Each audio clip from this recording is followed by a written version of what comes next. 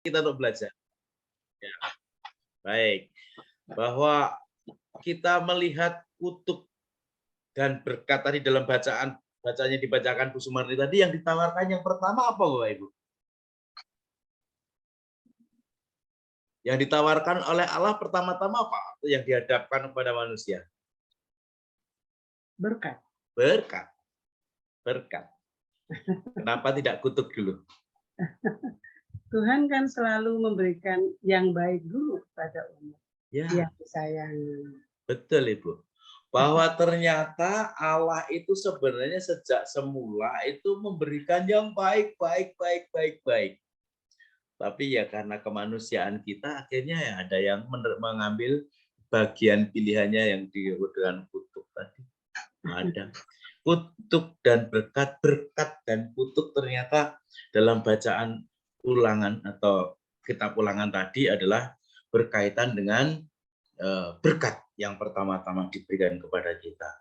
Semua itu adalah berkat.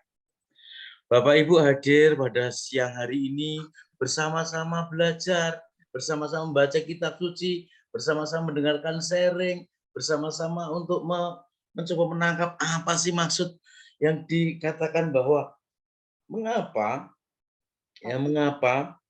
penting untuk dipahami bahwa Tuhan adalah keadilan dan belas kasih.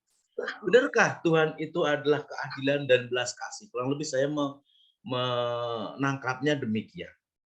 Kalau Allah itu adalah keadilan dan belas kasih, tadi dikatakan Allah itu sudah dengan sangat istimewa memberikan kepada manusia berkat. Adil. Karena semuanya diberi sama. Keadilan itu sama di hadapan Tuhan itu ya. Semuanya baik, semuanya indah dan diberikan kepada manusia dengan cuma-cuma. Keadilan. Tapi yang tadi menjadi persoalan dalam ulangan adalah ada yang memilih untuk mengambil kutuk. Apa yang disebut dengan penyebab mengambil kutuk? Karena menyembah Allah lain. Tidak menyembah Tuhan Allah yang adalah sumber segala kebaikan. Nah, hidup ini memang pilihan. Mau memilih menjadi berkat atau kutuk itu pilihan. Maka ketika kita dihadapkan pada keadilan Tuhan, jelas manusia itu ketika diajak berpikir tentang keadilan Tuhan, sepertinya nggak sampailah. Mungkin masih terlalu jauh. Keadilan Tuhan itu kerap kali tidak bisa dinalar secara manusiawi. Keadilan Tuhan itu. Ada banyak peristiwa di kitab suci yang menampakkan bahwa ini menurut kacamata kita nggak adil. Tapi ternyata keadilan ilahi yang ditawarkan kepada manusia. Nanti ada kita bisa berselancar di kitab suci, nanti sebentar kita akan coba nanti kita. Contohnya adalah ketika Tuhan Yesus memberikan perumpamaan seorang pemilik kebun anggur yang baik hati, bekerja dari pagi sampai sore mendapat upah berapa? 1 dinar. 1 dinar, Ibu. Benar, Ibu Risa. Yang hanya setengah hari berapa? 1 dinar. 1 dinar. Yang hanya 1 jam berapa? 1 dinar. 1 dinar. Adil kan menurut manusia? Enggak adil kalau bicara keadilan. Tapi yang menarik adalah keadilan Tuhan adalah keadilan yang ilahi. Dan keputusannya adalah selalu benar. Manusia, apa yang terjadi? Kerap kali protes terhadap keadilan Tuhan. Tapi ketika dihadapkan kepada kemahakuasaan Tuhan, manusia nggak mampu untuk melampauinya. Maka Bapak Ibu, saya mencoba untuk membagikan sharing ini sedemikian. Saya mendapat inspirasi dari Ibu Riri berkaitan dengan setting sore hari ini. Dari gambar Christ Pantokrator. Yang berarti waktu itu mau menggambarkan soal gambar Yesus Kristus yang adalah menguasai dunia. Yesus Kristus yang sungguh-sungguh kemahakuasaannya memang tampak di seluruh dunia. Yesus Kristus adalah berkuasa terhadap alam semesta. Siapa? Atau Allah yang berkuasa terhadap alam semesta. Siapa yang mengingkarinya? Nggak ada kan? Kita nggak mampu mengingkari bahwa Allah itu penguasa jagat raya. Nyatanya kita juga nggak bisa menumbuhkan sehelai rambut pun, tapi Allah menciptakan dengan luar biasa. Maka ketika digambarkan mengenai situasi sore hari ini akan dipahami seperti apa, maka saya menawarkan pada poin-poin. Yang pertama, bicara tentang keadilan Tuhan, kerap kali kita tidak dapat mengukurnya secara manusiawi belaka. Tadi sudah ada gambarannya. Kalau mengukurnya secara manusiawi, rasa-rasanya ya nggak sampai. Pasti para ibu, bapak punya banyak pengalaman. Ini menurut aku nggak adil. Tuhan nggak adil. Tapi kok ya hanya bisa diterima. Menurutku nggak. Ya. Atau ada yang punya pengalaman bahwa Allah itu menurut saya nggak adil. Aku mau beri contoh, rasanya itu hanya bersifat bersifat abstrak.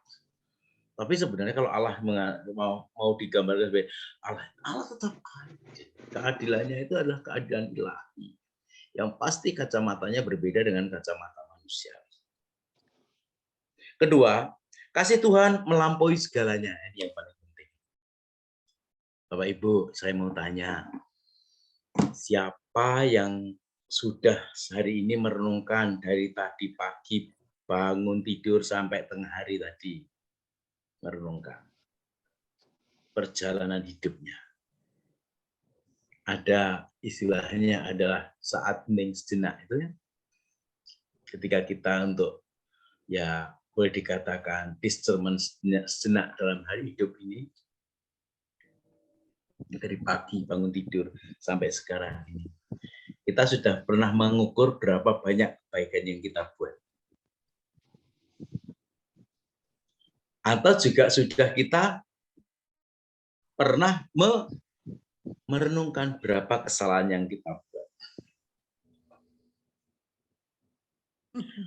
Para ibu, saya mau tanya, apa saja sih yang membuat kita itu salah, atau boleh dikatakan kita akhirnya harus mengakui bahwa saya menyesali atas kesalahan saya? Itu ada 4 kriteria dalam hidup kita itu. Ada 4 kriteria yang bisa kita buat. Yang pertama apa? Yang sering kita ucapkan, yang bisa menyebabkan kita jatuh dalam dosa, meskipun bukan dosa yang mematikan lah.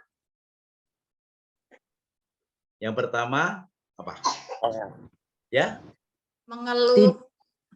Tidak bersyukur. Tidak bersyukur. Oke. Ibu, ya terima kasih Ibu. Ada 4 yang sering kita ucapkan dan berapa kali kita itu tidak mendalami secara sungguh-sungguh. Rafokus itu pikiran. Maka setiap kali kita dalam pengakuan umum itu ya, pengakuan umum sebelum memberi absolusi umum juga itu, bahwa kita itu berdosa dengan pikiran. Dan kedua, Perkataan. 3, Perbuatan. 4, Kelalaian. Itu kan sering kita ucapkan ya Bapak Ibu ya. Sering kita ucapkan, tapi kerap kali kita tidak mendaginginya gitu loh. Pikiran, perkataan, perbuatan, dan kelalaian itu kalau kita dihadapkan pada keadilan, penghakiman, taruhlah penghakiman Tuhan. Rasanya dari pagi sampai siang hari ini, kalau mau dihitung hitung-hitungan baik buruknya. Kalau zaman dulu orang mengatakan orang itu besok masuk surga kalau ngamal ibadahnya itu diterima besar. Nggak cukup ternyata ya. Amal ibadah kita nggak cukup. Yang menjadi kata kunci justru mercy. Mercy, belas kasih Allah. Maka ketika kita harus berhadapan dengan justice, keadilan dan pengadilan dari Tuhan, kita yang semata-mata bisa mengandalkan mercy. Mercy of God. Belas kasih Tuhan. Ibu Bapak, sungguh menarik ketika kita dikatakan, kok Allah Kok Allah memberikan itu ya? Maka ketika kita merenungkan setiap kali bulan pikiran, perkataan, perbuatan, dan kelalaian sambil menepuk-nepuk dada. Dada. Bersalah. Saya berdosa, Saya berdosa, saya berdosa, saya sungguh berdosa. Yang ditepuk Sendiri doang. dadanya, yang ditepuk dadanya atau jidatnya? harusnya jidat. Dada. Minum susu. Saya berdosa. Ya kan letaknya di hati ya. Orang pertama-tama mengatakan bahwa dosa itu yang keluar dari Hati. hati. Hati. Oke ya. Hati kita. Maka kita harus hati. Hati. Hati. Karena kita punya Hati. Hati. dari hati supaya kita berhati-hati. Apapun hati-hati. Maka luar biasa. Kasih Tuhan melampaui segalanya. Amin, percaya ya bahwa kasih Tuhan ini melampaui segalanya. Banyak pengalaman-pengalaman kasih yang boleh kita terima. Nanti bisa kita cek dalam kitab suci. Yang ketiga yang mau saya tawarkan adalah manusia juga harus aktif mengupayakan supaya ada timbal baliknya. Tadi bahwa Allah itu sungguh-sungguh kasihnya kepada kita luar biasa. Tapi dari manusia itu juga dipanggil untuk ambil bagian. Tidak hanya meneng baik. Meneng-meneng baik, padahal Allah sudah sangat aktif berbuat baik. Disinilah letaknya kita ada dimensi iman dan wahyu. Wahyu dan iman. Wahyu dulu. Wahyu itu berarti Allah yang menjadi ya boleh dikatakan pencetus pertamanya. Allah yang mengulurkan tangannya. Allah yang mengulurkan tangannya. Yuk ulurkan tanganku. Maka ada gambar itu loh, gambar Yesus, Allah Bapa lah. Lebih di sana gambar kemudian Allah Bapa yang kan dia berjenggot panjang, jubahnya putih, sudah lanjut usia, lalu mengulurkan tangan. Allah lebih dulu menawarkan dirinya kepada manusia. Dan manusia harus menanggapinya dengan iman. Tapi kalau manusia hanya diam saja, ya dimensi keselamatan tadi nggak bisa. Harus ada yang saya katakan dengan perjuangan bermanusia dengan Allah. Harus berjabat tangan. Manusia juga harus berusaha. Dimensi iman dan wahyu itu. Nah, dari 4 kerangka tadi itu, yang bertanya tentang bicara tentang keadilan Tuhan, itu kita kerap kali tidak dapat mengukurnya secara manusiawi. Kalau hanya diberhenti di situ, seolah-olah diskusi habis.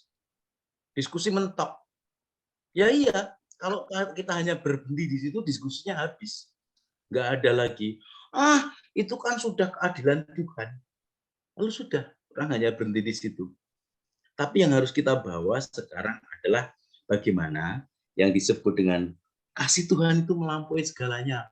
Betul. Maka kita setelah tahu bahwa kasih Tuhan itu melampaui segalanya, dan keadilan Tuhan itu adalah keadilan yang tidak bisa kita pahami secara manusiawi belaka, maka kita yang dari manusia ini hanya menanggapi dimensi wahyu dan iman. Yuk kita renungkan dari 4 itu menjadi bagian per bagian. Tadi sudah dibacakan Ulangan 11 ayat 26 sampai 28. Tadi berbicara tentang apa Bapak Ibu? Ulangan 11 ayat 26 sampai 28. Ya. Berbicara tentang kutuk dan berkat dan Kutuk. berkat Kutuk. berkat dan kutuk. Ya, ayo kita cek apakah betul bahwa ada yang disebut dengan keadilan Tuhan dan belas kasih itu selalu menyertai. Lalu yang kedua, Yesus yang adil dalam putusan, kasih dalam tindakan. Apa ya? Rumusannya apa?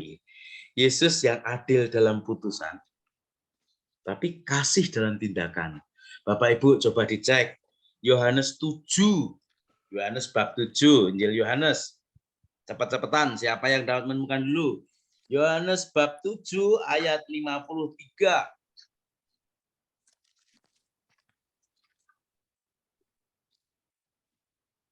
Jawab mereka ya. Boleh Ibu, boleh Ibu Risa. Bukan Ibu, jawab mereka. Ibu Irwina. Yang perempuan yang berzina itu ya. Ya, Yohanes 7 ayat 53.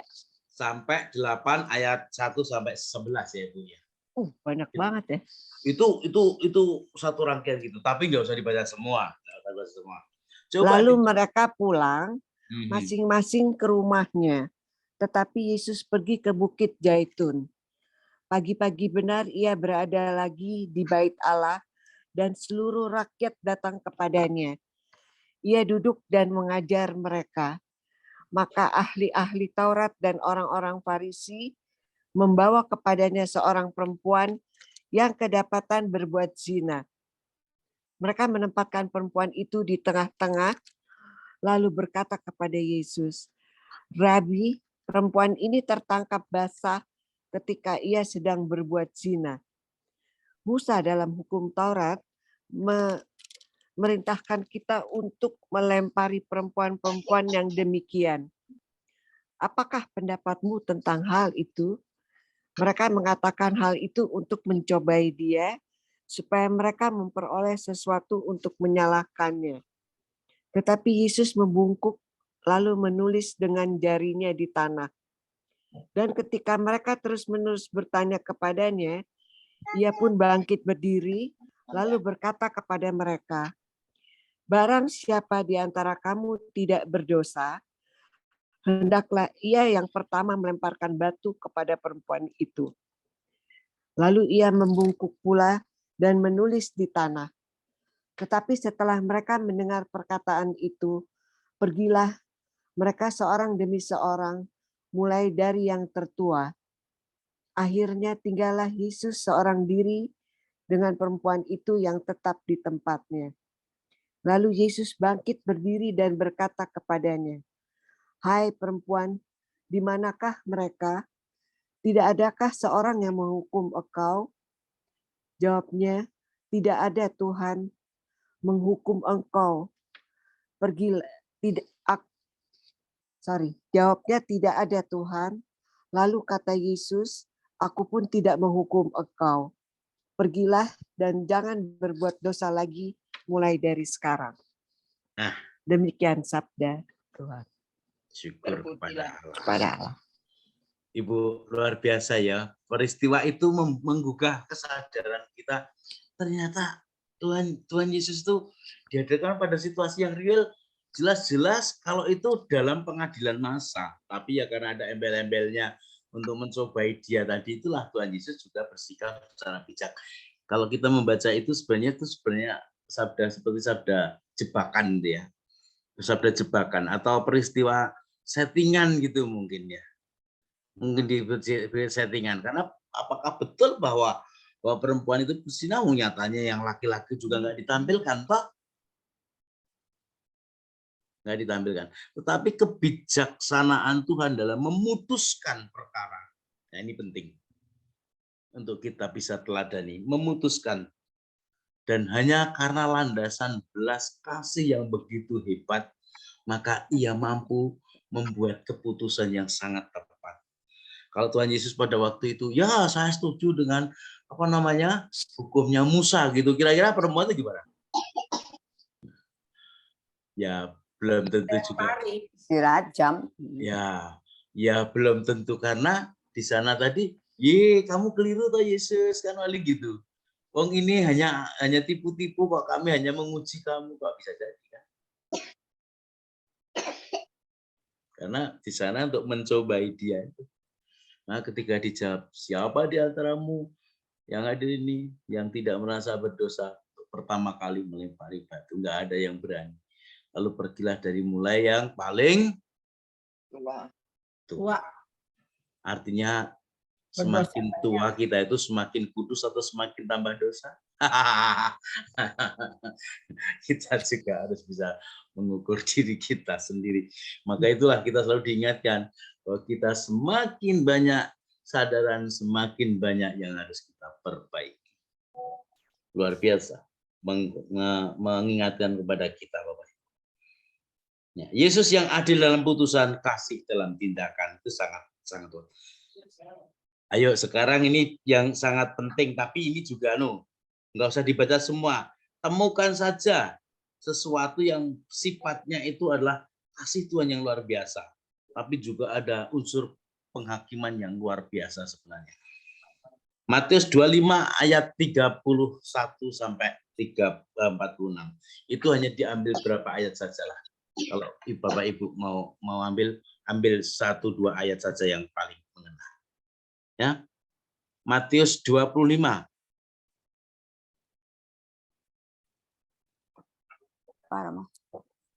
Berkaitan dengan penghakiman terakhir. Oh.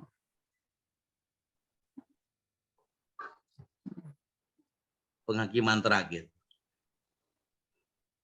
Baca, ayo. Ambil aja 1-2 ayat saja. 1-2 ayat saja. Menurut Bapak Ibu tertarik. Saya tertarik Romo pada ini bagian ini.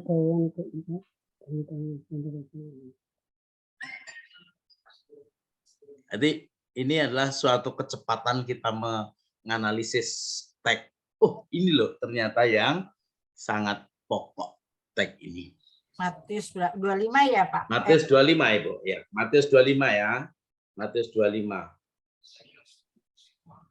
Oh, ini yang kemarin nih ya, gadis-gadis bijaksana dan bodoh. Minyak kan? Penghakiman terakhir. Yang mana? 25 ayatnya yang berapa? Berapa? Penghakiman terakhir. Penghakiman terakhir ayat 31 berarti 31 berarti ya, Romo. Yuk. Ya.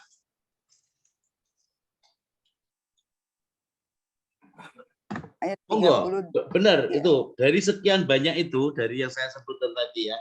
Di Matius 25 31 sampai 46 Ibu Bu Risa. Ya. 31 sampai 46 itu kan di penghakiman terakhir. Iya. Itu kan jelas sekali Tuhan Yesus itu punya kuasa yang luar biasa ya. Kekuasaan Tuhan itu luar biasa, Bang. Tuhan itu hanya suruh membagi yang masuk surga di sebelah mana itu? Kanan. Domba dan kambing, yang memisahkan domba dan Kambing. kambing. Memisahkan tiga-tiga gitu. kambing dan domba. Kambing di mana? Sebelah Kambing kiri. Kiri. Kanan domba. Oke. Dan ia menempatkan domba-domba di sebelah Kanan. ayat berapa? 33. Ayat 33. Nah, Kambing-kambing di sebelah kiri. kirinya. Maka hanya akan memisahkan antara kambing dengan domba. Bapak Ibu lebih suka disebut kambing atau domba? Domba. Kita ini domba kawanan Tuhan, bukan kambing-kambingnya Tuhan. Kambing hitam dong. Maka Bedanya apa, Romo, domba dan kambing? kambing itu yang maaf ya, kalau domba itu yang rata-rata kan bulunya yang putih itu ya. Gembel yang Kalau putih itu ya? Yang kambing itu yang ya kayak yang kambing kampung gitu ya. Maaf loh, bukan Betul. maaf mengizinkan kampung, tapi kan dari segi harga juga beda toh. secara kalau dari luar negeri, secara keadaan Yeah. itu lebih ringkih. Yang Domba lebih kambing. Ya, yang kambing lebih ringkih. lebih ringkih. Dan kambing itu biasanya ditaruhnya di dalam, domba di luar. Karena kambing itu nggak tahan dengan udara dingin. Dia pasti sakit. Kalau domba, dia tahan banting. Itulah makanya kita disebut adalah domba, karena kita memang Tahan banting. kita harus tahan banting. Sama seperti alang-alang, ilalang tumbuh di antara gandum. Dan Tuhan, rumput, kenapa ya. Tuhan nggak mencabut gandum ilalang itu kan bisa Tuhan namanya. Tidak, kamu harus hidup bersama dengan mereka. Dari situ baru aku pisahkan yang mana ilalang, yang mana gandum. Ilalang dibuang ke tempat. Jadi di dalam hidup kita kambing dan domba itu bersamaan. Tetapi kita harus tahu sifat kita harus apa ya? Kita itu punya KTP. Permandian baptis itu kita punya mantal gitu loh ibu-ibu ya. Itu dari sifat alam. Kambing dan domba perbedaannya itu. Ya. Betul. Betul Ibu. Bu Risa, bahwa kambing dan domba memang di dalam konteks perjanjian ini, perjanjian baru maupun perjanjian lama, domba itu memang mempunyai tempat yang cukup istimewa ya daripada kambing. Makanya yang biasa dikorbankan untuk untuk apa namanya, untuk raya kurban. persembahan kudus itu domba. Tetapi yang dibuang apa? Kambing. Kambing. Contohnya adalah kambing hitam. Konteks kambing hitam pernah saya berbicara di dalam pertemuan ini di ini. Kambing hitam itu adalah kambing yang memang berbulu hitam. Lalu ketika ada orang bersalah, dia itu hanya akan dilepas di padang gurun sampai mati. Maka itu kambing hitam.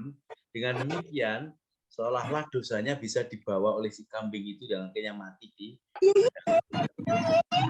Maka disebut, Bu Risa betul tadi mengatakan kalau kambing itu lebih ringkih daripada domba, ya jelas karena hawa dingin. Kalau kambing itu bulunya tipis, kalau domba kan bulunya tebal, kuat, tahan lama, tahan terhadap dingin juga. Itu ada istimewanya. Nah, dalam pengadilan itu digambarkan pemisahan kambing dan domba, kiri dan kanan. Itu maksudnya adalah suatu yang kita diharapkan menjadi bagian dari domba-domba yang dipelihara oleh Tuhan itu. Hanya misalkan. Tetapi yang penting adalah bahwa Allah punya kuasa. Betapa mudahnya Allah itu kalau mau mengadili manusia. Dan ketika pengadilan terakhir ini sudah tidak ada lagi polusi. Yang menyatanya kambing, ya kamu kambing. Domba, ya kamu domba. Tidak bisa kambing berbulu domba. Maka kita harus mengupayakan. Salah berbulu domba, mau salah. Lah, itu justru itu saya plesetkan di situ. Artinya kan mau tipu-tipu bahwa dia mau menyamar menjadi domba, padahal sebenarnya dia kambing, kan nggak bisa di hadapan Tuhan untuk menipu gitu ya. Dan setan tuh kambing loh, Mo. Ya. Setan tuh kambing loh. Setan itu kambing. Lambangnya tuh kambing loh. Nah, itulah. Makanya kan kalau ada kambing berbulu domba, bukan hanya serigala yang berbulu domba, kambing pun bisa berbulu domba. Seolah-olah. Hati-hati juga. Makanya Tuhan tahu. Kita harus berani untuk menyatakan ya kita kalau domba ya domba, milik domba kembang-gembalaan Tuhan. Menarik bahwa kalau ya domba itu berkelompok mah ya, dia sama gembalanya manut. Betul. Kalau kambing itu sendiri-sendiri itu ngerusak lagi, makanya makan daun-daunan pohon yang merusak. Kalau domba kan lakus ya. Domba makannya rumput. Ya itulah. Ada penggambaran-penggambaran yang namanya semula itu sudah sangat jelas. Nah, memang Allah memilih kawanannya sebagai gambaran domba yang nanti dipisahkan. Kamu domba di sebelah kanan, kambing di sebelah kiri. Tapi buat sate nan kambing Romo. Ya betul. Untuk itulah kambing untuk dijadikan makanan aja ya.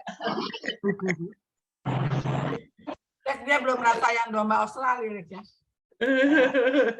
Ya. Sate domba.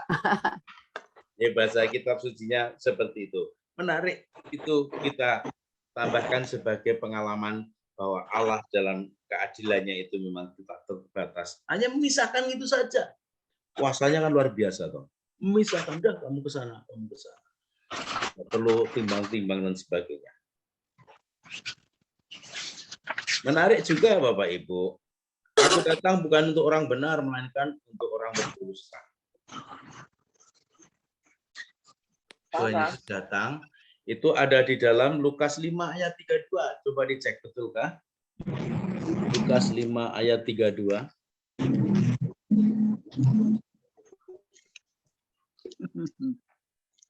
Berapa Ibu? 5 ayat 32. Coba bacain Bu. Aku datang bukan untuk memanggil orang benar, tapi orang berdosa supaya mereka bertobat. Betul, betul Ibu. Terima kasih Ibu Windrayuni. Nah, Ya, makasih. aku datang memanggil orang berdosa. bukan orang benar. Kalau orang sudah merasa benar, mungkin nggak memerlukan Tuhan. Tapi orang yang sungguh memerlukan Tuhan karena masih punya kesadaran. 4 hal tadi itu. Pikiran, perkataan, perbuatan, dan kelalaian yang mungkin belum sesuai dengan Tuhan. Lalu akhirnya mencari Tuhan. Dan Tuhan datang. Semakin, bukan berarti kita itu mau mengajak untuk makin dalam. Semakin besar kelemahanku, semakin aku menyadari kelemahanku, semakin banyak Tuhan pun juga akan melimpahkan kemurahan hatinya atau belas kasihnya atau kekuatan yang lain juga semakin banyak. Kita percayakan itu. Hal lain yang juga bisa kita renungkan berkaitan dengan yang ditawarkan dalam tema, ya, pekerja yang mendapat upah tadi sudah itu dalam Matius 20. Coba dicek Bapak Ibu. Ya. Matius 20 coba.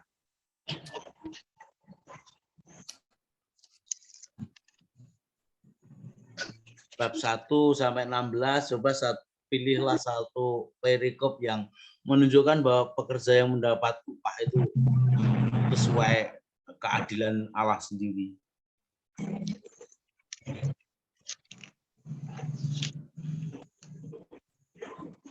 Perumpamaan tentang orang-orang upahan. Ya, coba. Kebun anggur. Kebun hal kerajaan surga. Sama dengan seorang tuan rumah yang pagi-pagi benar keluar. Tertarik dia ayat 15 nih Romo. Ya, Ibu Win. Ya. Apa itu, Bu? Tidakkah aku bebas mempergunakan milikku menurut kehendak hatiku? Atau iri hatikah engkau karena aku murah hati? Saya tertarik dengan itu. Ya.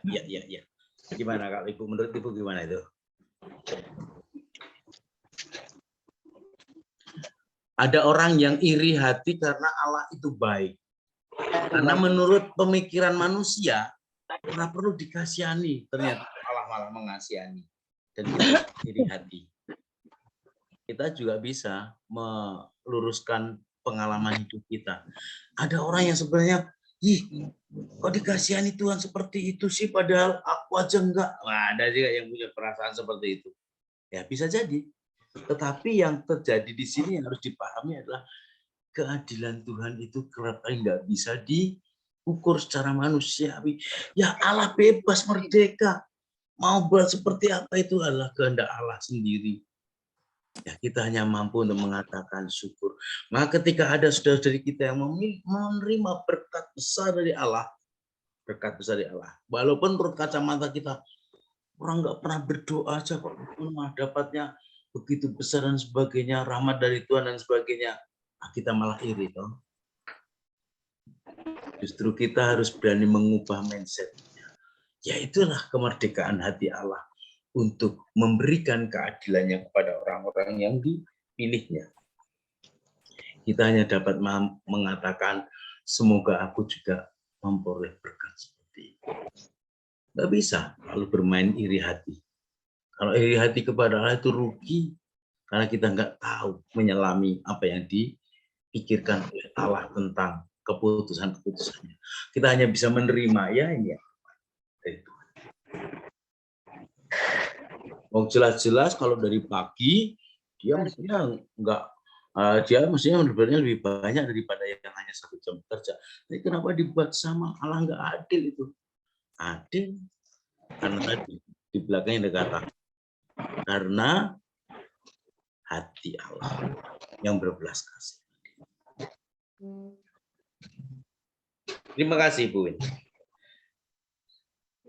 Ayo, saya sih untuk maju karena ini sebenarnya saya mengambil bagian-bagian mungkin Bapak Ibu nanti nggak tahu mana yang tertarik, mana yang mau didalami. Saya hanya membuka pintunya bahwa keadilan Tuhan itu selalu berkaitan dengan belas kasihnya. Keadilan Tuhan itu ada selalu dengan belas kasihnya. Bapak yang baik dalam kisah anak yang kembali kepada bapaknya. Bukan anak yang hilang ya. Tapi anak yang kembali kepada bapaknya setelah dia hidup tidak karuan itu. Tuhan atau Bapak, saya nggak layak lagi disebut anak sebagai anak Bapak karena aku telah menghabiskan banyak Tapi yang justru paling menarik adalah Bapa itu mengampuni, bukan hanya sekedar mengampuni, menerimanya, memeluknya, menciumnya, memberikan haknya kembali. Nah, itu kan luar biasa. Bagi si sulung apa? Bagi si sulung. Bagi si sulung keirian. Iri. Wah, apa ini nggak adil. Dia udah menghabiskan harta kita kok malah pulang dia diberikan kembali hak yang semestinya aku miliki sendiri. Tapi itulah Allah sama ketika menerima kita apa adanya dengan segala keterbatasannya. Bapak Ibu coba cek yang ini aja, pendosa yang bertobat, Lukas 19 ayat 1 sampai 10.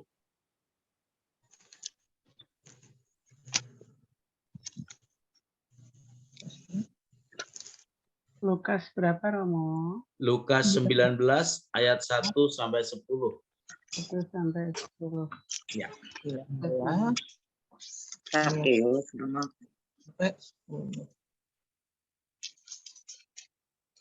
Sakeus. Ye. Sakeus.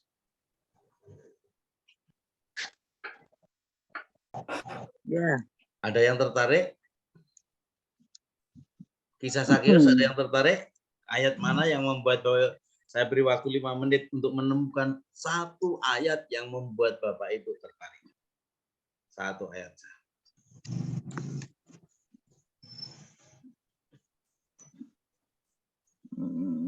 ayat 10 Romo. Ayat 10. Gimana Ibu? Sebab Bu, anak Joyce. manusia datang untuk mencari dan menyelamatkan yang hilang. Ya. Ayat 10. Itu Sebab anak manusia datang.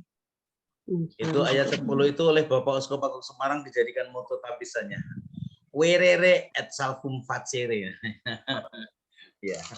Anak manusia datang Untuk mencari dan menyelamatkan yang hilang. Mencari dan menyelamatkan. Mestinya kalau sudah hilang ya wis toh. Wong hilang kok. Tapi nyatanya Tuhan tidak demikian loh. Yang hilang tetap dinantikan. Yang hilang tetap dicarinya. Dan sekarang dalam konteks hidup ini siapa yang bertanggung jawab mencari? Siapa Bapak Ibu? Kita semua. Kita semua. Kita semua. Walaupun nyatanya ada orang yang ketika sudah diajak diajak untuk kembali gereja sudah enggak mau lagi. Itu keputusan akhirnya menjadi keputusan dia pribadi. Bapak Ibu, untuk mempertahankan suatu kumpulan tadi, saya sangat tertarik yang dikatakan Pak Richard tadi ya. Pak Richard tadi mengatakan bahwa domba-domba itu berkumpul, bersekutu, berkelompok. Nek kambing ya karape kadang ya bisa bersekutu berkelompok. Biasanya tidak semudah yang oleh domba-domba, dihidupi oleh domba-domba itu dalam hal hidup berkoloninya. Pernah ada tayangan kalau gembala memanggil domba-domba ini lalu pada mengikutinya itu memang betul ada kisah seperti itu. Nah, saya hanya mau mengatakan demikian. Ketika kita itu masih menjadi satu kelompok kawanan, itu aman. Tapi kalau udah misah, hati-hati, berbahaya. Digambarkan kalau misalnya kawanan domba satu terpisah, ini riskan. Karena apa? Akan mudah diserang serigala, akan diambil orang jadikan sate. Hati-hati ya Bu.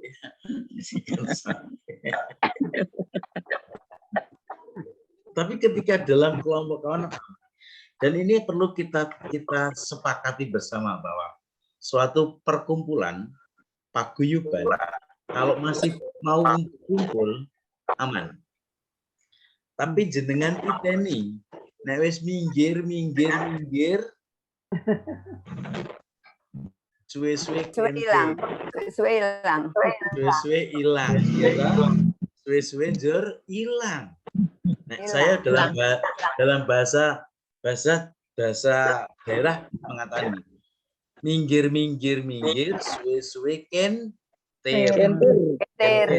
Kenter itu hanyut ya. Ya. Hanyut ya. Kalau minggir, lama-lama kan hanyut. Terbawa arus. Nah, Terbawa minggir, suwe-suwe kenter. Kentir, Kenter, jor, kan kentir. Romo Kenapa? boleh tanya nggak Romo? ya Boleh Monggo. tanya? boleh, monggo. Boleh. Boleh. Tadi Romo menjelaskan bahwa keadilan Tuhan itu bukan keadilan manusia. Kan begitu ya Romo? Tidak seperti itu bahasanya. Ya. Keadilan Tuhan itu kerap kali susah dipahami menurut keadilan manusiawi, bukan mengatakan bahwa bukan. Ya. Susah dipahami begitu ya Romo? Ya, Ibu. Ya. Saya membaca Matius 20 ayat 15 tadi. Matius 20. Ya, Matius 20 ayat 15. Ya. Tidakkah aku bebas mempergunakan milikku menurut kehendak hatiku? Ya. Oh. Terus Ininya mana? yang berikutnya ayat 19, Lukas 19 ayat 10. Ya. Bab Anak manusia datang untuk mencari dan menyelamatkan yang hilang. Ini menurut saya, menurut nalar saya ya Romo. Gimana, Bu? Sekali mudah saya pahami, kedua ayat itu berintikan, jadi dasarnya yang kuat untuk saya pahami adalah hal kemurahan, kasih dan kemurahan hati Tuhan. Kasih dan kemurahan hati Tuhan, bukan keadilan. Menurut saya kecenderungannya itu Romo. Ya. Saya lebih mudah memahami seperti itu. Kemurahan hati Tuhan. Iya, kasih dan kemurahan hati Tuhan, bukan hal keadilan. Gitu. Itu Romo. Oke. Mohon saya diberi pencerahan Romo. Ya, betul Ibu. Dalam hal itu memang kemurahan hati. Ya. Dalam arti pandangannya adalah orang ketika berkaitan dengan murah hati lalu dikaitkan dengan adil, kerap kali nggak adil ya Bu ya. Iya Romo. Romo, aku Ya, Bu. luruskan ya. Aku coba luruskan maksud daripada mengapa penghakiman dan kemurahan selalu menyertai Allah. Ya. Itu nggak bisa dipisahin. Ya. Ibu-ibu harus percaya justice, penghakiman dan belas kasih Allah itu menjadi satu. Nggak bisa ini Allah itu penghakiman dan ini kemurahan dipisah-pisah, itu nggak bisa. Itu adalah Allah menjadi satu diri yang nggak pernah bisa terpisah. Artinya artikel ini mengatakan bahwa keadilan dan kerahiman itu punya kedudukan yang sama dalam Tuhan. Itu dulu Ibu harus ingat. Ya. Tidak bisa dipertentangkan. Seakan-akan ketika Tuhan menghakimi, pada saat kita merasa Tuhan menghakimi kita pribadi, terus belas kasihnya tidak kelihatan, nggak ada. Gitu ya. Jadi pada saat kita merasa dihakimi oleh Allah, lalu merasa belas kasih Allah nggak ada kepada kita. Begitupun sebaliknya, ketika Tuhan mempunyai belas kasihnya, memberikan itu kepada kita, lalu keadilan Tuhan itu seolah-olah tidak ada. Itu bukan. Itu semua menjadi satu. Belas kasih dan keadilan itu satu.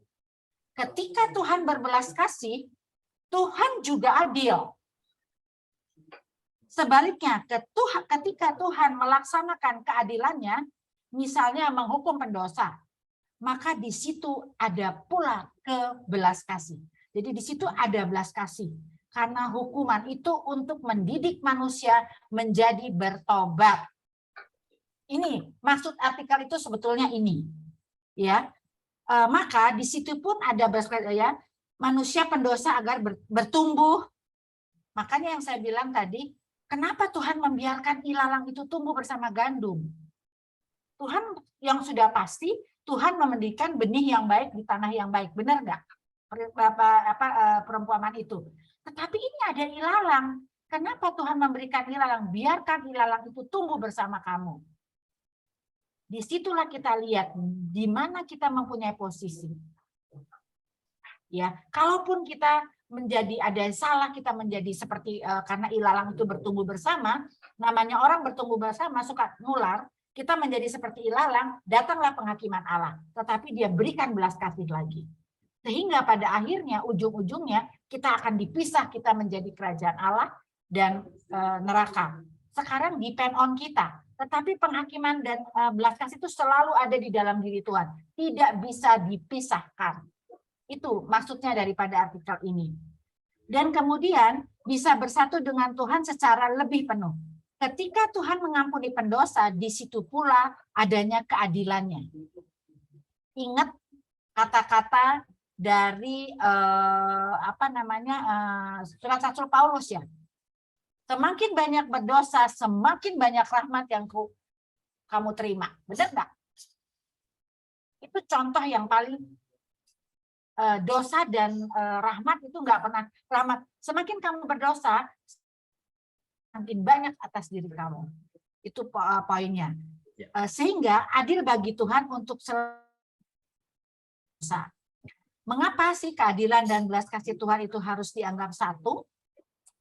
Mengapa Tuhan itu sekaligus adil dan sekaligus berbelas kasih? Karena Tuhan itu adalah sempurna. Simple. Dalam Tuhan tidak ada pertentangan, tidak ada perkembangan dalam Tuhan. Kalau dia berbelas kasih dan adil, memang dua sifat menjadi milik Tuhan secara sempurna dan tidak bisa dirubah-rubah. Maka dari itu, kita harus mengatakan bahwa Tuhan itu justice and mercy. Tuhan itu adil dan berbelas kasih. Kita ambil kasus Sambo. Kita ambil kasus Joshua yang hari ini lagi rame-ramenya. Gimana posisi Tuhan? Saya mau ngangkat itu sensitif, maka tadi saya nggak berani masuk. Iya, sekarang di mana sisi Tuhan? Kita jelas bilang itu Sambo jahat banget, bla bla bla bla bla. Kalau saya secara netral, kebetulan si Joshua sudah meninggal. Kuncinya memang itu perempuan. Tapi apakah Joshua tidak berbuat salah? Sehingga si Sambo begitu arogannya. Sambo itu orang disayang. Dan kita lihat foto-fotonya tuh mereka selalu foto berkeluarga tuh bertiga, ajudan sama keluarga mereka dan anak-anaknya.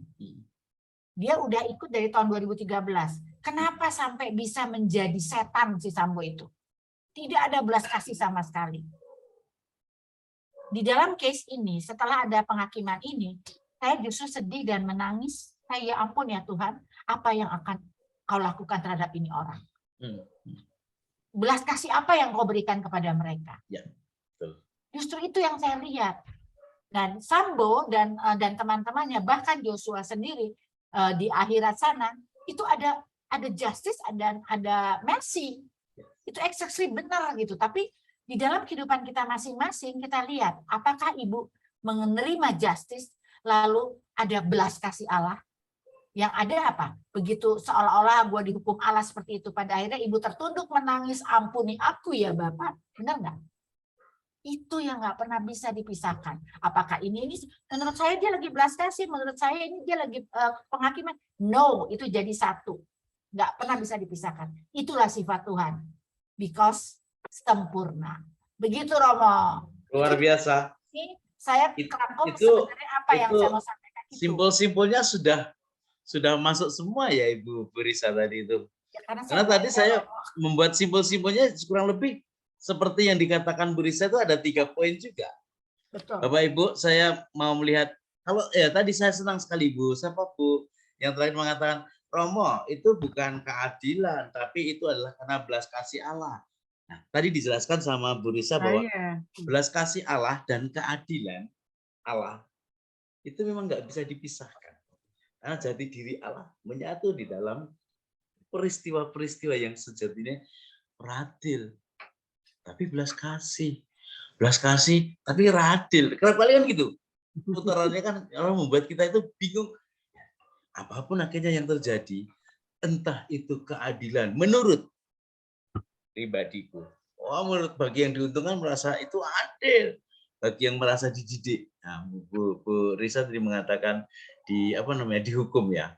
Saya kira waktu dihukum, tapi mungkin dididik lah. Mengatakan itu enggak adil bagiku. Aku kurang baik. Kenapa aku kurang COVID? Ya,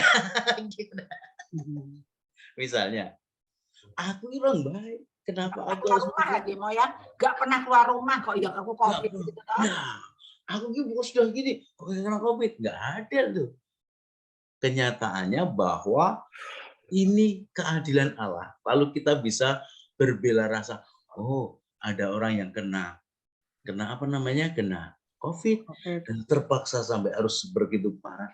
Aku bisa berbela rasa dan akhirnya aku bisa memahami ini loh Tuhan mau menunjukkan kepadaku kebijaksanaan yang Tuhan anugerahkan kepadaku. Bagaimana mensikapi peristiwa. Kalau berkaitan dengan peristiwa FS dan J tadi, saya nggak berani masuk ke sana, ranah sana nanti malah bisa menjadi, bagi saya nggak berani. Saya pernah berpikir tentang keadilan dan belas kasih itu seperti apa sekarang seperti yang sedang dihadapi kasus di negeri ini ya. Saya merenung, tapi saya nggak berani. Kristen semua mau? Ya itulah Ibu. Itu yang kayak saya bilang itu seperti di kitab suci kan, Joshua dan Elisha itu dua tokoh orang yang benar-benar mengampuni segala macam. Kalau kita lihat di kitab Ulangan tuh Elisha sama Joshua, dia tuh Elisha tuh imam agung, bayangin nggak? Yang satu, aduh pokoknya dan dia tuh benar-benar untuk mengajarkan Joshua sama Elisha tuh benar-benar orang baik dan mengampuni segala macam. Oh ya sama. Aduh, ampun Gusti, gue bilang gitu. Hanya sekarang tinggal bagaimana kejujuran saja ya, kejujuran yang akan mengukur semuanya. Kita pun akhirnya juga dipanggil untuk jujur di hadapan Tuhan juga dalam peristiwa-peristiwa itu. Finally akhirnya di situ. Kalau enggak ya kita pun juga akan memahami tentang keadilan Tuhan itu kerap kali juga masih abu-abu. Ibu, ada lagi yang tertarik tadi? Bagus sekali loh. Pancingan Satu lagi, tugas kita sebagai orang Kristen, jangan menghakimi mereka semua, siapa salah, siapa enggak. Doakan. Ya. Doakan semua mereka itu. Ya Joshua, ya Elisha, ya si Subong, Sambo, dan doakan istrinya supaya mereka benar-benar mau mendengar suara hati Tuhan. Ya. Ya. Itu yang kita doakan. Hal yang akhirnya harus kita buat sekarang adalah tadi berkaitan dengan tema ya. Why it matters that God is justice and mercy itu adalah sebuah pernyataan yang kemarin diterjemahkan. Mengapa penghakiman dan kemurahan selalu menyertai Tuhan? Artinya penghakiman dan kemurahan itu identik dengan Tuhan sendiri sebenarnya ya. Iya, betul. Selalu dalam kehidupan menyertai Tuhan. Mengapa selalu menyertai Tuhan? Setiap kali peristiwa penghakiman ada belas kasih. Setiap kali ada belas kasih pasti juga ada nilai-nilai yang mau diperjuangkan untuk mendidik umatnya. Nah, saya mencoba membuat simpul-simpul singkat demikian ini. Muara dari semua itu adalah pewartaan dan permakluman tentang kerajaan Allah yang dibawa oleh Tuhan Yesus. Jadi Tuhan Yesus membawa permakluman tentang kerajaan Allah itu, muaranya. Apa yang diwartakan Tuhan tentang kerajaan Allah adalah Allah yang meraja. Ya, Allah yang meraja. Salah satu tugas raja apa? Berkuasa, memutuskan, menghakimi, memutuskan penghakiman. Ya toh, makanya tadi ya peristiwa ketika penghakiman terakhir, Yesus yang adalah sebenarnya berkata maha kuasa raja, memisahkannya kiri dan kanan dengan kekuasaannya. Meraja. Allah adalah segala di atas segalanya, kita percaya. Allah yang penuh kasih tapi juga sekaligus tak terkira kekuasaannya. Segala putusannya adalah benar. Ya ini yang kerap kali mungkin tidak bisa kita mudah menerimanya. Maksud sih segala putusan Allah benar? Ya kita hanya bisa mengatakan demikian. Nggak bisa lalu kita menolak, kita nggak percaya bahwa kalau Allah itu putusannya segalanya benar. Allah, kita percaya putusannya segalanya benar. Kedua ini menarik Bapak Ibu, saya tawarkan ya. Kedua ini adalah poin yang kedua yang saya tawarkan. Ajrih asih mering pangeran dalam bahasa Jawa. Orang ngerti. Takut. Ibu ada yang tahu? Ibu ada yang tahu? Apa terusin Romo? Ya, ajrih iya Bu, nanti saya jelaskan. Tetapi saya hanya mengulik beberapa ibu yang tahu tentang ajrih asih mering pangeran. Ada yang tahu Bu? Asih. Ajrih Kasih mering takut kasih ajrih itu takut kepada Tuhan. Asih Kasih sayang. Ajrih asih mering Pangeran. mering kepada Tuhan. Kepada betul. Mering pangeran kepada Allah ya. Kepada Allah. Bu Risa, sahabat-sahabat kita ternyata ada yang tahu bahasa Jawa yang sangat tinggi ini. Oh, sini Jawa. Orang Jawa semua, Romo. Orang Jawa semua. Kecilnya di Jawa. Iya. Kecilnya di Jawa. Oh iya. Oke. Tapi ini untuk ukuran rasa saya mengatakan bahasa ini tidak mudah digantikan sebenarnya. Ya. Kata ajrih asih mering pangeran ini kalau di dalam hal rasa, perasaan bahasa itu susah untuk digantikan. Tidak hanya sekedar takut dan kasih akan Allah. Tidak hanya sekedar itu. Kalau mau didalami secara spiritual yang mendalamnya. Ya, Inggrisnya lebih sempurna. Ajrih asih mering pangeran itu artinya gini, bahwa kita ini ada perasaan kepada Tuhan itu takut. Ada yang nggak takut kepada Tuhan? Ngacung, siapa yang nggak takut kepada Tuhan? Takut ya, kita takut. Tapi juga meskipun kita takut kepada Tuhan, tapi kita tuh merasa dekat. Untuk itulah kita bisa menyebut Allah sebagai sahabat. Sebagai Bapak. Betul, Ibu betul, Bapak. Menyebut Allah saja sebagai Bapa karena dekat dan sayang kepada kita. Tapi kita yang nggak boleh ngeranya dalam bahasa Jawa. Ngelunjak. Nggak boleh ngelunjak. Karena nyatanya Allah memiliki satu kekuasaan dan juga kasih, mercy yang luar biasa dari kita. Keadilan dan belas kasih yang luar biasa. Walaupun kita tuh merasa dekat dengan Tuhan, tapi kita juga jangan melunjak. Ada saatnya kita itu sungguh-sungguh bermanja dengan Tuhan, tapi ada saatnya kita itu sungguh-sungguh bersimpuh di hadapan Tuhan. Ya. Amin? Amin. Benar nggak Bapak Ibu? Benar nggak? Benar. Ada saatnya kita sungguh-sungguh. Kita nggak bisa di mana tempat. Nah, akhirnya kerap kali mungkin merasa aku paling dekat dengan Tuhan, lalu akhirnya ngelunjak dengan Tuhan apa-apa, malah Tuhan itu jadi sasaran kesalahannya. Bahkan nggak dikabulkan lagi permohonan kita. Nggak dikabulkan. Wong namanya minta nggak dikabulkan kok marah ya. Kecewa. Tadi itu yang mendasari semangat ajrih asih dengan ungkapan dalam bahasa Jawa yang berarti takut akan Tuhan, tetapi juga merasa dekat dan sayang kepadanya. Takut tapi juga kasih. Takut karena maha dahsyat Allah, tetapi juga karena Allah mau mendekati dan didekati manusia. Bagus ya? Ya, betul. Allah itu ternyata mau untuk mendekati manusia. Pertama Allah loh yang mendekati manusia. Dengan mengulurkan tangannya. Bukan kamu yang memilih aku, tetapi akulah yang memilih kamu. Kita percaya kepada Tuhan Yesus itu karena pilihan Tuhan. Bukan semata-mata pilihan hidup kita. Kalau itu hanya pilihan hidup kita, kita itu akan mudah menyerah. Ketika ada masalah, lalu kita meninggalkan Tuhan lebih gampang. Kalau yang memilih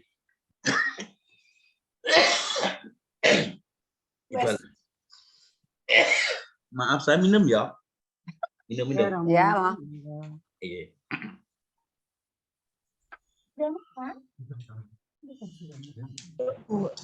Tadi saya katakan sangat bagus ya, saya katakan gambaran yang sangat bagus. Kerap kali kita merasa dekat dengan Tuhan, dan akhirnya kita tidak sadari karena kelemahan manusia kita akhirnya jatuh pada melunjak kepada Tuhan. Itu jelas bukan yang menjadi tujuan hidup kita sebagai murid-murid Tuhan. Kita harus tetap belajar, karena sampai kapanpun kita itu murid Tuhan. Semangat kemuridan, murid Tuhan. Ibu. Dan yang terakhir, yang bagian ketiga, keadilan dan belas kasih adalah diri Allah yang diberitakan Tuhan Yesus. Nah, ini sebenarnya rumusnya tadi sudah sangat jelas dijelaskan oleh Bu Risa, bahwa keadilan dan belas kasih Allah itu, justice and mercy of God itu sebenarnya satu, yakni identitas diri Allah itu sendiri. Yang tadi Bu Risa sudah sangat jelas sekali menyampaikan kepada kita. Terima kasih Bu Risa. Dan yang penting, meskipun kita itu sebagai murid kita agar belajar terus dari Tuhan Yesus, dan kita mengabdi Tuhan dengan gembira. Mengabdi Tuhan dengan gembira karena apa? Karena Allah akan memandang kita umatnya atau murid-muridnya itu dengan belas kasih. Sekali lagi saya katakan, apapun yang ada dalam diri kita itu hanyalah sebagai bonus, tetapi yang pokok adalah karena semata-mata mercy of God, belas kasih Allah. Dan di dalam belas kasih Allah lah jaminan hidup kita. Terakhir, untuk menutup ilustrasi ini, ada seorang yang hidupnya selalu mencari Tuhan dan mencari Tuhan, yang merasa bahwa hidupnya itu sempurna dan sebagainya. Maka ia pun tidak memahami bahwa dirinya itu masih satu yang penting, yakni mengejar belas kasih Allah. Dan ketika ia harus menghadapi tahta kerahiman, tahta pengadilan, ia memiliki kepercayaan diri, hidupku pasti akan diselamatkan Tuhan. Hidupku pasti diselamatkan Tuhan, dan sebagainya. Maka ketika dia di hadapan sana dan Allah belum memandang dengan kasih, maka ia masih harus menantikan belas kasih Allah. Pertanyaan sederhana, apakah hidup kita selalu berlandaskan belas kasih Allah? Dan dalam peristiwa hidup selalu dirayakan dalam Ekaristi, mula-mula yang kita mohon dari Allah adalah belas kasih Allah. Tuhan kasihanilah kami, Tuhan kasihanilah kami. Berapa kali kita sebut dalam hidup. Semoga kita yang memahami tentang keadilan Tuhan atau penghakiman Tuhan, juga boleh katakan demikian, justice and mercy Allah itu akan selalu kita rasakan dalam peristiwa hidup kita sehari.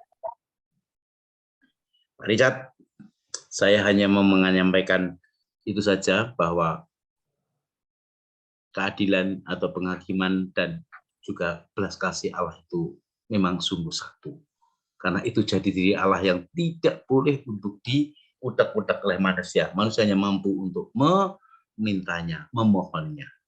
Manusia tidak mampu untuk menggagapi dalam bahasa Jawanya, untuk memahami secara utuh dan penuh tentang keadilan Tuhan dan juga belas kasih Tuhan.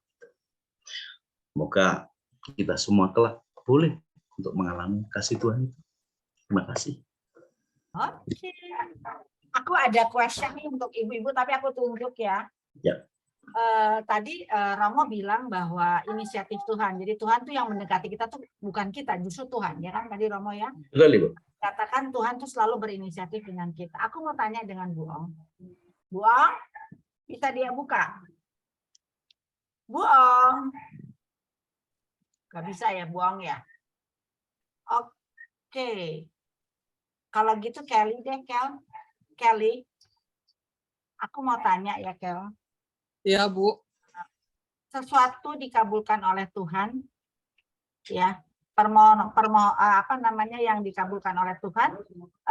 Apakah harus semata-mata kita beriman atau kita minta sama Tuhan? Mungkin nggak tidak di luar tidak di dua pernyataan saya itu. Mungkin nggak? Jadi Kelly kan selalu memohon kepada Tuhan ya kan? Itu dikabulkan menurut Kelly berdasarkan iman, berdasarkan imankah dan permintaankah? Coba pengen tahu. Secara hukum aja, nggak ada salah, nggak ada enggak. Bu Brisa, yang diulangi sekali lagi, berdasarkan iman ada. Kelly pasti punya permohonan, mau minta sembuh, minta apapun lah permohonan itu. Apakah itu terkabul berdasarkan iman Kelly?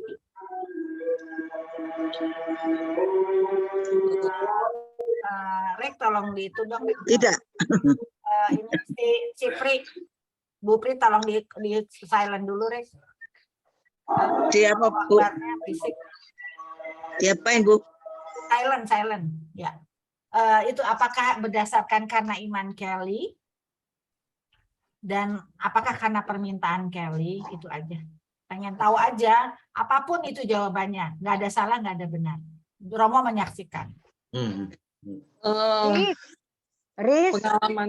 Ya nanti tadi aku sebut kagak bisa. Ntar Kelly dulu ya, Bu Om. Ya.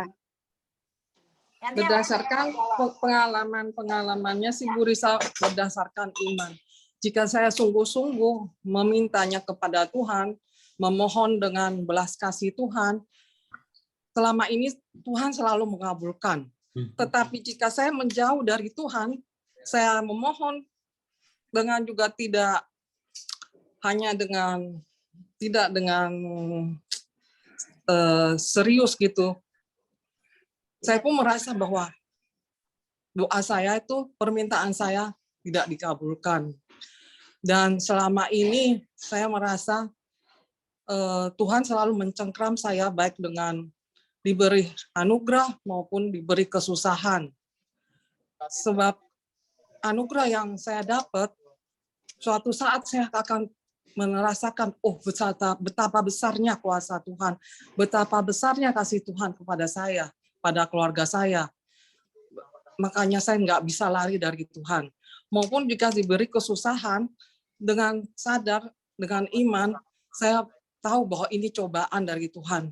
Dan jika Tuhan mau mencobai saya, pasti Tuhan akan mengabulkan apa yang saya mohon. Gitu aja sih, Bu Risa. Oke, kita tahan dulu ya, itu pernyataan itu ya. Bu Ong, iya monggo. Bu Ong. Hoi. Tadi Yei dengar nggak pertanyaan Eke? Ya, ada. Apa? Saya rasa kalau menurut saya, Riz, ya, kalau kita minta sungguh-sungguh kepada Tuhan dan kita percaya cepat atau lambat Tuhan pasti akan mengabulkan, asal memang kita ikutin perintah Tuhan apa saja. Jangan kita justru bertentangan. Kita minta tapi kita tidak ikutin perintah Tuhan. Jadi kita harus ikutin perintah Tuhan, kita sabar menunggu dan kita yakin pasti Tuhan akan memberi. Dan selama ini saya rasa saya banyak yang ditolong Tuhan. Itu aja, Riz. Oke, Bu Pri tadi udah kepengen ngomong. Ayo silakan Bu Pri. Nanti jawabannya nanti ya.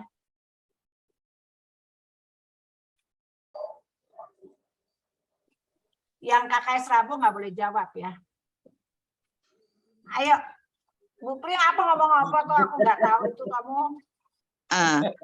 Udah ya, Bu. Ya. Sudah. Saya tidak secara khusus minta kepada Tuhan, hanya membayangkan apa aku bisa. Gitu saja. Kadang-kadang sudah terjawab. Jadi waktu itu sih nggak mikir kalau itu dari Tuhan. Baru akhir-akhir ini setelah saya banyak ngikut KKS, ngikut EJ segala itu baru nyadar kalau Tuhan itu selalu memperhatikan kita. Gitu, Bu. Bu siapa ya? Bu Naryo, boleh. Kan? Nanti untuk menambah ini, menambah pengetahuan, nggak apa-apa. Semua nggak ada yang salah, semua nggak ada yang benar. Betul tuh Romo? Betul Ibu, betul. Keren, sharingnya mantap. Jangan bikin malah bingung nanti begitu saya mau memberikan alasan, jadi Ibu tambah mengerti. Oh ternyata Tuhan itu perfectly sempurna yang tadi aku bilang. Oke, Bu Naryo, bagaimana pertanyaan saya tadi? Iya dengar Ibu. Kalau saya gini ya. Ya. Permohonan itu memang Tuhan mendengarkan dan memberi, tapi Tuhan tuh udah lebih dulu mengasihi kita, memberikan segala sesuatu kepada kita. Jadi kita pun umpamanya memang seperti yang kebutuhan kita, mungkin yang kita doakan tidak diberi apa yang kita mau, tapi diberi yang lain. Seperti contohnya, waktu saya sakit, saya nggak membayangkan aku nanti mau dapat biaya dari mana, tapi kasih Tuhan itu, saya kan nggak bisa doa Tuhan, saya mau sembuh, saya nggak punya biaya bagaimana, tapi Tuhan mengasihi saya dan memberikan kepada saya. Jadi itu pun tanpa saya minta. Jadi saya percaya Tuhan itu walaupun kita minta, tapi kalau memang itu bukan kehendak Tuhan untuk saya, pasti tidak diberikan. Tapi Tuhan memberikan kepada saya. Oke, satu lagi Bu Markus. Ayo oma-oma semua nih, kita pengen tahu nih, seru. Ayo Bu. Bu Markus dengar nggak? Di itu dulu Bu Markus, di apa ya namanya? Di apa? Dibuka. Dibuka. Mute-nya dibuka dulu. Ya. Kalau saya Bu, memang saya orangnya kali Tuhan kali sampai bosan kali Bu, saya bisanya mohon meminta ini, tapi saya itu nggak pernah memaksakan. Lebih-lebih saat ini untuk suami saya yang sakit. Tapi saya Bu, kalau saya udah mohon, makanya habis Sario selesai. Apa mungkin saya terserah Tuhan. Apa bisa? Terserah Pak di surga, Bunda Maria dan Yesus. Segala permohonan kami ini diserahkan kepadamu, terserah dengan kehendak Bapak di surga atau Bunda Maria, Tuhan Yesus itu. Memang saya ini Bu, mohon itu tiap hari Bu, saya itu sampai mohon sampai ini. Tapi kebanyakan Tuhan itu mesti ini mengabulkan, tapi mengabulkan itu yang bukan permintaan saya. Ini Tuhan, itu kemauan dari Tuhan itu Bu. Terima kasih dan bersyukur. Itu aja Bu. Oke. Orang yang sudah sepuh sudah. Sekarang saya mau tahu anak muda, Mayana, apakah permintaan kamu itu berhubungan dengan iman kamu atau tidak? Atau tadi apa ya, satu lagi berdasarkan apa tadi aku bilang? Atau permohonan karena kamu minta. Coba Mayana.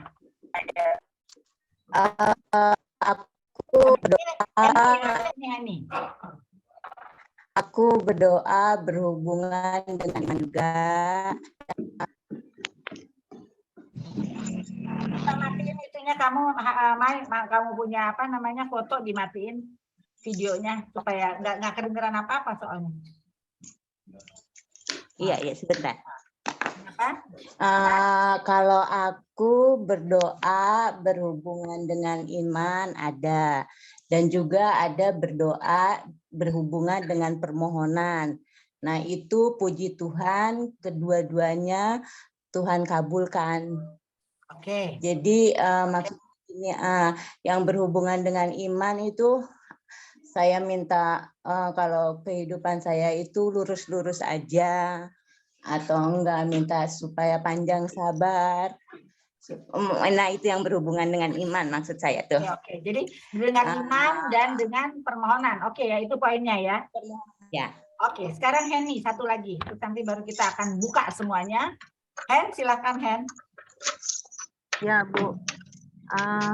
Apakah kamu berdoa percaya bahwa dengan iman pasti dikabulkan atau dengan permohonan aku? Ya, saya percaya dengan iman juga. Apakah kalau Henny nggak minta dikabulkan juga? Gitu maksudnya. Dengan iman, minta dengan iman pun saya percaya bahwa Tuhan akan mengabulkan. Tapi ada beberapa yang nggak saya minta pun Tuhan beri. Karena saya yakin Tuhan pelihara. Jadi Henny tidak diminta pun Tuhan bisa, Henny tidak minta Tuhan beri malah ya. Iya. Oke. Kita akan lihat semuanya ini apakah dengan iman atau tidak dengan iman. Ya, Ibu-ibu. Ada tadi beberapa Ibu Nario, siapa dengan iman, is oke semua. Tetapi pernah tahu nggak? Tuhan mengabulkan doa seseorang tanpa punya iman. Dan tidak minta pula.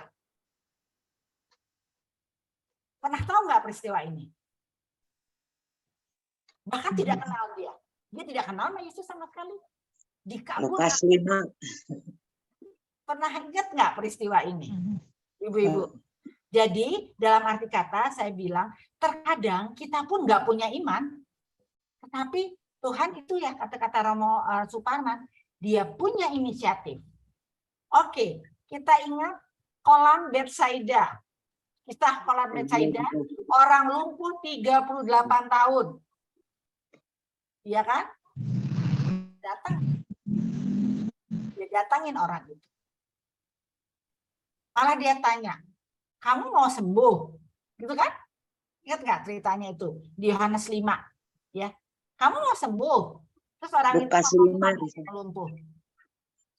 Saya tuh udah mau ke kolam itu, kalau ada malaikat turun, kolam bergoyang, tapi nggak ada yang nolongin saya, sudah 38 tahun. Dia nggak bilang, ya saya mau sembuh, enggak. Lain dengan obat. Yang orang buta, orang yang lain kan minta tolong Tuhan, pendarahan, semua orang permohonan. Ya kan? Imanmu menyembuhkan, gitu kan. Ini enggak sama sekali. Terus Yesus ngomong apa? Angkat tilammu. Ya kan? Nah, itu contoh-contoh untuk spirit kita bahwa Tuhan itu sering mengabulkan kita seperti Bu Nario. Karena apa? Keputusasaan Bu Nario. Ya, jadi jangan pernah kecil hati. Yang aku bilang Tuhan itu sangat sempurna. Karena apa? Tuhan itu mengabulkan doa kita bukan karena iman kita. Kalau karena iman kita kagak ada yang dikabulin. Emang yakin iman kita bagus? Tadi Henny bilang kadang-kadang aku nggak minta malah dikabulkan. Yes, betul. Karena apa? Tuhan itu Tuhan itu datang ke semua orang yang putus asa, yang tersingkir, yang tidak dianggap. Karena apa? Karena dia mencintai orang.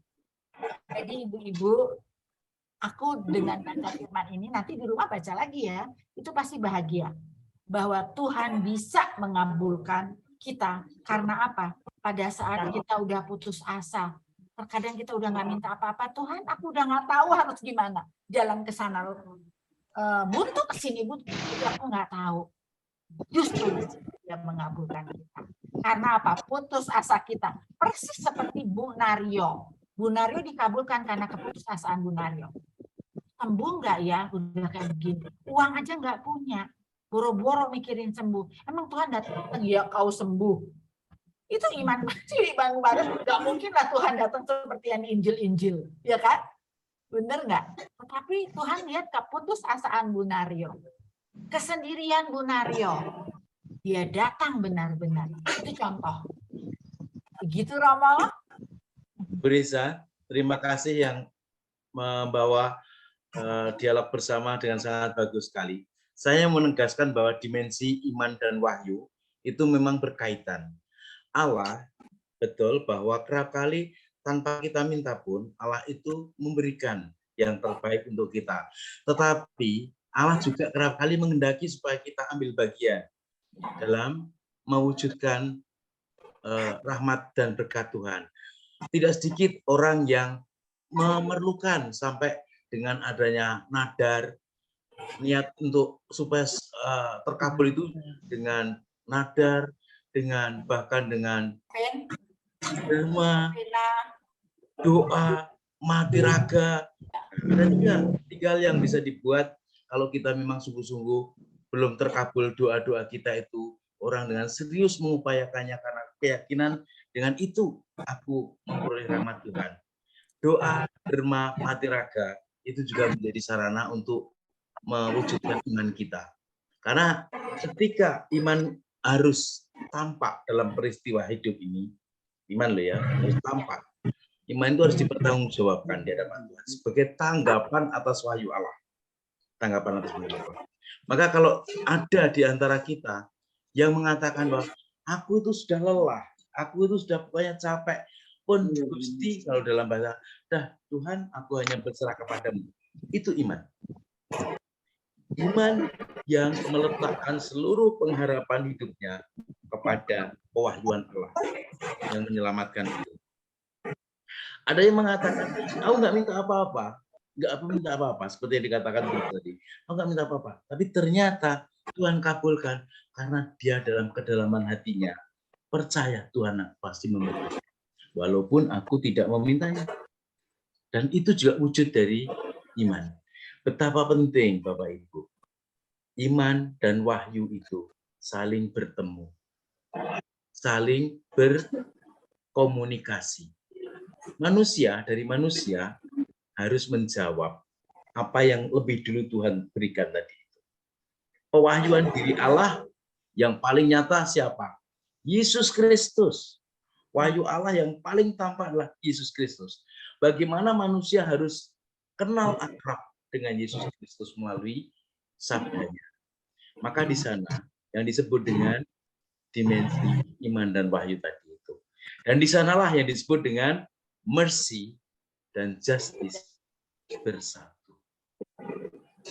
Mercy dan justice Allah bersatu ketika manusia itu sungguh mau untuk mencari wahyu Allah sendiri, yakni Tuhan Yesus. Kalau itu di dalam bahasa harian kita, persis yang dikatakan Pak Richard, susah romo tema ini. Dan bulat betul. Karena antara iman dan wahyu memang bulat. Tapi justice dan mercy bisa dipahami hanya dengan cara itu. Bahwa kita memahami Allah yang berbelas kasih, Allah yang berpenghakiman, atau Allah yang berkeadilan. Kerap kali kita itu hanya mampu mengatakan terwujud dalam diri Yesus Kristus. Pertanyaannya sederhana. Doa-doa kita akhirnya, ketika kita menyerahkan kepada Tuhan Yesus Sang Pengantara, dan ketika belum dikabulkan, apakah Allah tidak mercy kepada kita? Tidak berbelas kasih pada, berbelas kasih, hanya belum saatnya. Terima kasih. Amin. Jadi Allah itu begitu sempurna ya Romo ya. Betul Ibu, betul. Ya enggak orang itu enggak kenal Yesus aja bisa disembuhkan. Tetap dicintai Tuhan. Tetap dicintai Tuhan. Hebat sekali. Jadi kita nggak usah putus asa. Terkadang walaupun kita beriman, terkadang iman kita tuh melenceng karena apa? Kita mikir keinginan kita. Kenapa nggak dikabulkan? Kenapa itu yang kita pikir? Akibatnya sampai kita nggak mau ke gereja segala macam. Tapi Allah tetap mencintai kita. Itu ya. Bu Risa, maaf. Yang lebih parah justru ini harus hati-hati. Apa, Bang? Tadinya begitu tekun berdoa. Sampai setelah dia berhenti berdoa, justru doanya dikabulkan. Nah, aku lebih banyak berdoa. Karena ternyata doaku malah dikabulkan, jadi aku tidak berdoa. Tadi seperti Bu Daryono, saking lewis karena Bu Daryono tidak. Ketika kita sudah nggak mengharapkan atau kita sudah ya pasrah dikasih nggak dikasih ya udah malah dikasih. Malah dikasih Bu. Itu artinya apa? Itu artinya apa? Mercy of God, tahu saatnya. Dan sayangnya manusia justru berpikiran terbalik. Iya itu. Itu yang berbahaya. Iya betul. Maka kita harus dikembalikan pada, nah Tuhan ternyata kata kuncinya satu. Aku harus berserah total kepadamu tanpa aku banyak kata, tanpa aku banyak mengeluh. Ternyata engkau sudah tahu apa yang ku perlu. Jangan langsung nggak berdoa aja, malah dikabulin. Nah, itu yang setan bermain di situ. Romo, kadang saya suka bilang, ya Allah malu banget ya minta-minta melulu sama Tuhan. Rasanya minta melulu. Ya, maaf kalau saya katakan kerap kali kita menjadikan Tuhan itu pembantu kita. Itu yang kerap kali. Kurang ajar ya. Ya. Seolah-olah Tuhan yang harus cuci piring, cuci pakaian, cuci macam-macam, ngepel lantai kita. Iya, Nah, makanya sebenarnya malu. kita harus nggak tahu diri kita nih. Nah, maka kan kita kerap kali ya bersyukur bahwa banyak pengalaman dikabulkan. Nah, orang lalu mengatakan baru bisa bersyukur ketika dia dikabulkan doanya. Lalu baru bersyukur. Ada satu yang belum dikabulkan, tapi aku keledek deh. Aku keledek tuh. Ngeledek enggak gitu tuh. Wah, enggak akan ngeledek. Tapi ini penting untuk kita katakan bahwa bukan soal itu. Ini manusiawi. Makanya kan tadi saya katakan keadilan Tuhan itu atau penghakiman Tuhan atau boleh kan percobaan kalau mau kan kerap kali tidak bisa dipahami nalar manusia. Tapi hanya mampu diimani bahwa Tuhan pasti maksudnya terbaik. Ya, betul. Ya, betul. Oke, thank you Romo. Pak Reki, coba Reki ini kan apa yang akan kau katakan, Pak Reki? Kok aku sih? Iya kan tadi. Ya kali aja. Seru kali aja tambahan-tambahan. Ya, tadi kan ada 2 topik ya, mau ya, justice dan mercy. Tapi Marisa ada baru lagi itu masalah anugerah Tuhan yang tidak beriman. Kalau justice atau pengadilan Tuhan itu beda ya mau ya kayaknya sama pengadilan manusia ya. Pengadilan manusia itu ada hukumannya loh. Ada hukumannya. Sedangkan pengadilan Tuhan itu ada pengampunan. Tidak ada penghukumannya. Ada pengampunan. Ada pengampunan, ya, pertobatan, kesempatan yang diberikan kepada kita. Kalau kita tidak beriman, ujung-ujungnya memang iman ya. Karena pertobatan dengan iman itulah yang menyelamatkan. Kalau kita tidak mau bertobat, berarti kita tidak beriman. Kita ya pilihan kita untuk tidak diselamatkan. Sedangkan kita beriman, kalau kita berdoa itu bisa dikabulkan oleh Tuhan. Tetapi Tuhan juga memberikan orang yang tidak beriman kepada Tuhan anugerah duluan.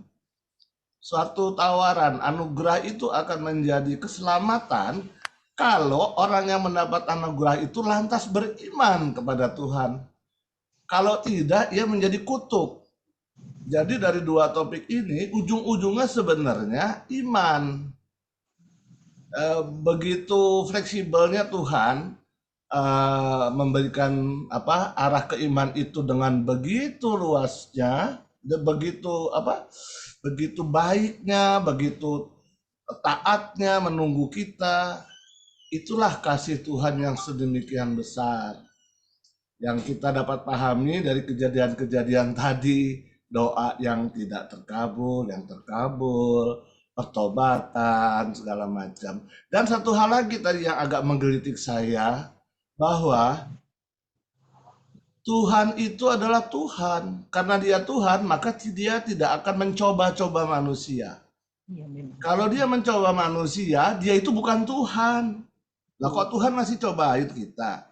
Tetapi di dalam pencobaan dunia ini, Tuhan melihat kita. Apakah kita beriman lagi arahnya kepada Tuhan? Ya. Tuhan nggak pernah mencobai. Tidak pernah, karena kita hidup di dunia, bukan di surga. Enaknya di surga tuh tidak ada pencobaan. Makanya pencobaan itu datangnya dari dunia, dari setan. Tuhan melihat apakah kita beriman sama dia apa tidak. Maka kita berdoa dalam Bapa kami supaya terhindar dari pencobaan.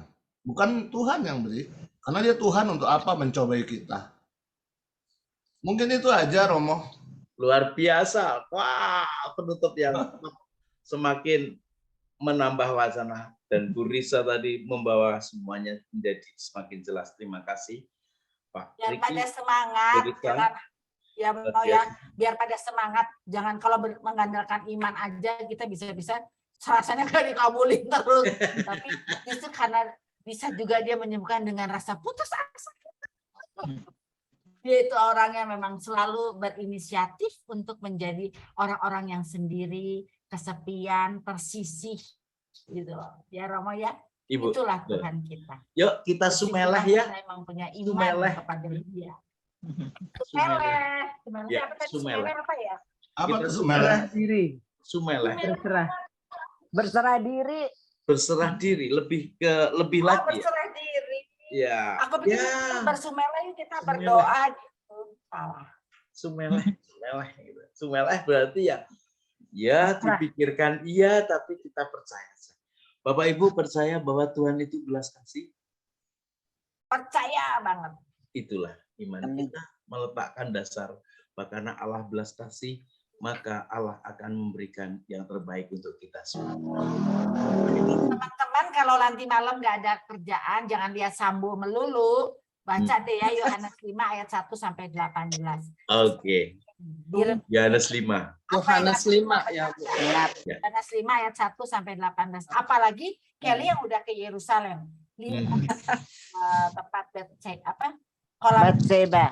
Betsaida. Ya, puji Tuhan, kuasa Tuhan, Bu Risa. Romo, saya mau bersaksian nih dengan Boleh Bu Kelly silakan. yang mengatakan Tuhan tidak pernah mencobai kita. Gimana Bu Kelly? Baru-baru ini anak saya yang kedua, istrinya hamil setelah hampir 4 tahun menikah, tidak kosong, nggak hamil. Saya begitu senang Romo, apalagi suami saya yang paling suka anak-anak. Aduh, doa saya ternyata dikabulkan, novena sudah dikabulkan ya Tuhan, terima kasih. Aduh, pokoknya euforia deh Romo, dia memuji-puji Tuhan, kebesaran Tuhan. Tetapi apa yang terjadi?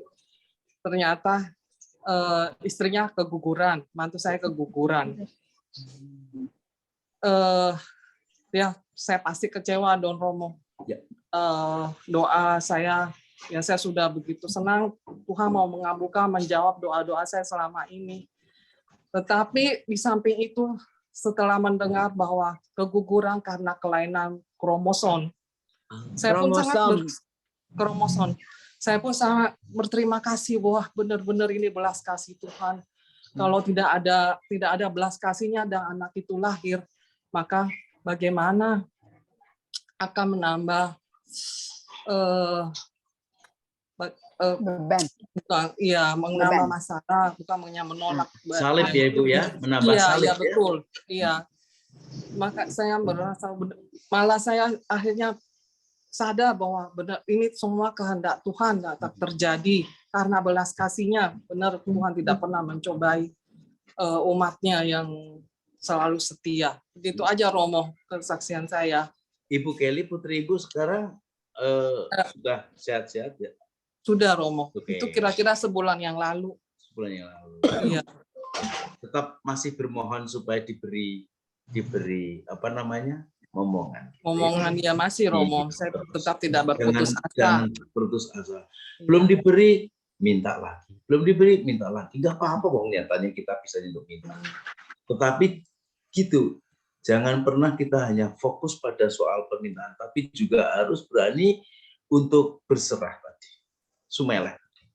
Ya, monggo Gusti, silakan Tuhan. Seperti Bunda Maria terakhir yang mau saya sampaikan pada Bu Kelly, terjadilah padaku menurut kehendak. Betul Romo. Saya bersyukur di balik kejadian ini ada hikmahnya yang Tuhan berikan kepada saya. Amin. Aduh, bagus ya hari ini. Terima kasih Tuhan, Engkau telah membuat sesuatu yang baru di dalam pikiran kita semua. Terima kasih. Lalu, monggo, Romo. Ibu Risa, cukup saya kira untuk pertemuan sore hari ini ya. Ya, Romo. Richard, kita cukup ya. Bapak Ibu Cukup, semua, Romo. terima kasih saya diberi kesempatan untuk belajar bersama Bapak Ibu. Saya sungguh selama ini sebenarnya sungguh belajar banyak karena saya tidak menguasai bahan-bahan. Justru yang banyak menguasai bahan Ibu Risa. dan Bu Risa, betul. Bu Risa, iya, beliau ada aja memakai bahannya. bahan yang ada. Terima kasih. Saya justru banyak belajar dari Ibu, Bapak, dan juga semua yang hadir dalam Zoom kali ini. Dan mohon maaf, tentu saya tidak bisa memberikan banyak pencerahan tapi saya berusaha untuk ya belajar. Saya memang masih belajar juga. Sama-sama proses lah mau. Enggak kok, banyak banyak. Sharing-sharing. Banyak banget. Sharing-sharing dari Bapak Ibu lah justru yang menjadi daging dari pertemuan-pertemuan kita ini.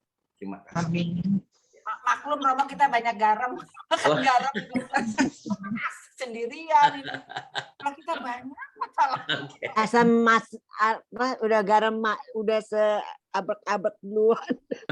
Kayaknya udah tua semua di sini Romo, jadi udah banyak. Ada yang kita nggak punya, Mo. Ya, ada yang kita nggak punya, yang hanya punya Romo. Kita minta doa dan rahmat berkat dari Romo. Ya, imamatnya. Kita minta dari imamatnya bisa memberkati kita. Oke. Baik, Bapak Ibu, mari kita siapkan hati kita untuk berdoa. Dalam nama Bapa dan Putera dan Roh Kudus. Amin. Amin. Puji dan syukur Tuhan kami menunjukkan kepadamu hari ini kami boleh belajar bersama dengan KKS sore hari ini, di mana kami belajar memahami betapa Engkau mengerti apa yang menjadi harapan umatmu semua. Apa yang ada dalam hati manusia, tahu Tuhan. Maka belas kasihan-Mu dan penghakiman-Mu seturut kehendak-Mu. Dan kami hanya mampu berserah diri kepadamu. Namun kami punya keyakinan dan kepastian bahwa Engkau selalu berikan kami yang terbaik untuk hidup kami, keluarga kami, orang yang kami kasihi. Pengalaman demi pengalaman semakin meneguhkan kepada kami semua. Pengalaman yang mengayakan iman kami. Pengalaman yang mengayakan pengetahuan kami akan Engkau. Tuhan, tuntunlah hidup kami selalu. Janganlah kami Kau jauh. Janganlah kami Kau tinggalkan, janganlah kami Engkau masukkan dalam pencobaan, tetapi kami percaya Engkau tidak pernah mencobai manusia, tetapi Engkau mendidik manusia turut kehendak-Mu.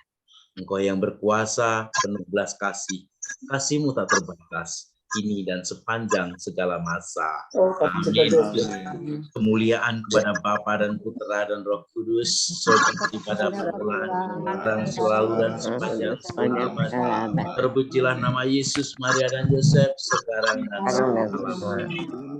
Tuhan bersamamu Dan bersama Roh. Hidup karya pelayanan kita, orang yang kita kasih, keluarga kita masing-masing. Doa-doa kita semua, harapan-harapan kita, pekerjaan, usaha kita semua dilindungi dan diberkati oleh berkat Allah yang Maha Kuasa, Bapa dan Putra dan Roh Kudus. Amin. Terima kasih Roh.